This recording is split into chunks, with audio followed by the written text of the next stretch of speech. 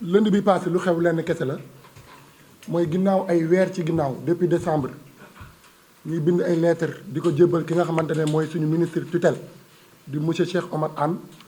pour expliquer ko jafe-jafe yi nga xamante ne bacheliers yu am bac 2019 ñu ngi ci septembre 2020 ñu toll ci 1348 bacheliers kenn orienté gu leen ba ñu doon def bac 2020 pare nañ bac ba seeni résultat génn bientôt ñu ubbi plateforme Campusen pour ñoom ñu mën a inscrire ñu koy xeex boobu ba léegi ñu koy bind ay bataaxal te muñu fexe bu saafara ci jafe-jafe bachelier yooyu. beneen bi mooy les étudiants de l'UVS ñu koy wax université virtuelle du Sénégal am ci 48 heures ñun recensé nañ 1129 bacheliers yu ñu orienté UVS ba pare déclaré leen non éligible maanaam ñoom dootuñu jot seeni outil de travail machine clé de connexion. ginnaaw nag ci ay weer yéen journalistes yi sax mën ngeen toog fii def conférence de presse boobu def nañ conférence de presse bu nekk def nañ point de presse bu nekk def nañ si ay marche dem nañu rencontrer avec les agents du ministère de l'enseignement supérieur de la recherche et de l'innovation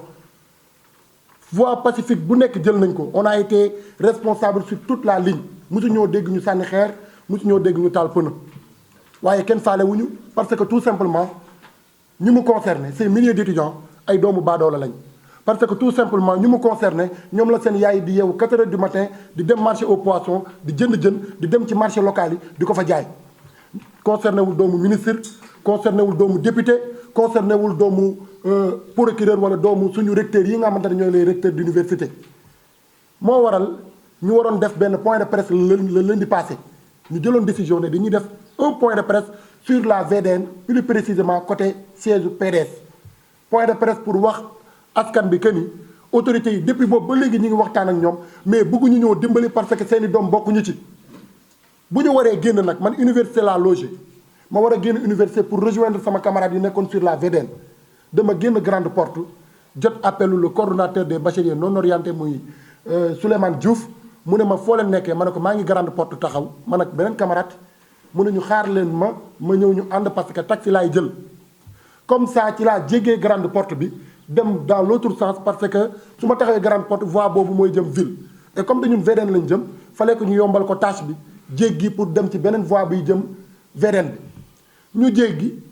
benn GMI parce que chaque jour université ku am seetlu dina gis ne day am oto GMI bi taxaw foofu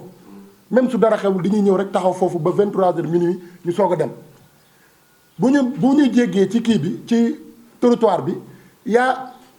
benn triangle bu séparer les deux voies yu war a jëm Colobane nekk ci diggante boutique orange bi séparer boutique orange bi ak GMI yi fu ñuy gaare seen oto triangle bu ndaw boobu lañ taxaw parce que oto yi dañ doon circuler ñu waroon jéggi mais dañ doon xaar oto yi taxaw GMI taxaw fële interpeller un civil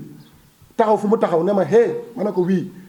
maa ngi jéggalu ci baat bi mais fallait que ma wax ko noonu mu ne ma dégage noonu la ma ko waxee man tontuwuma ko parce que non seulement nuyuwuma ba pare il a utilisé un vocabulaire un peu déplacé mu jéggi ñëw fekk si ma ne ma xanaa du yow laay wax nga dégager ma ne ko ah je ne vais pas mettre ma vie en danger pour exécuter yow pour exécuter la alors que oto yaa ngi circuler mënumaa jéggi tànk oto yaa ngi circuler mu téye oto yi taxaw mu ne ma maintenant dégage toujours moo dégage ma jéggi dem ci trottoir bi di dem mais amoon na benn ligne policier bu nekk juste à côté kenn ci ñoom ne ma yow maa ngi jéggul ba léegi ci kàddu yi mais nu ma ko waxee laa bëgg mu leeree noonu mu ne ma yow imbécile kii di la wax dégage ngay am looy xaar ma ne ko 1 takkul masque 2 nuyuwuma troisièmement il a utilisé un vocabulaire irrespectueux envers quelqu'un parce que bu dul dara sax man nit laa te waroon na ma mën a respecter lii laa ko tontu ñu sëkkatoo ma dal sama kaw commencé ma dóor ay mbéj yu saf-saf yóbbu ma ci ginnaaw seen camion bi ils étaient presque 10 éléments gémis sur moi sur un civil un étudiant bu yorul xeer yorul puso ñoom ñu armé wu jusqu'aux dents parce que dañoo foogoon ne grève day am foofu ñu sol seen tenue yeeg seen tout di ma mbéj di ma insulter de mère saaga ma de tous les noms d'oiseaux insulter ma ñii kajji ma ci biir kii jóge fële jël lance grenade dóor ma ko ci ndigg ba tey maa ngi nii sama ndigg bi dafa am problème toog naa 2 jours yoo xamante ne maa ngi jégul dew ma toilette parce que munu sama ndigg dafa am problème ma dem ba pare ñu yóbbu ma fi nga xamante ne mooy commissariat Point E bu ñu fa demee lu ñu joxe ñoom bu ñu leen entendre dañu ne man maa leen doon saaga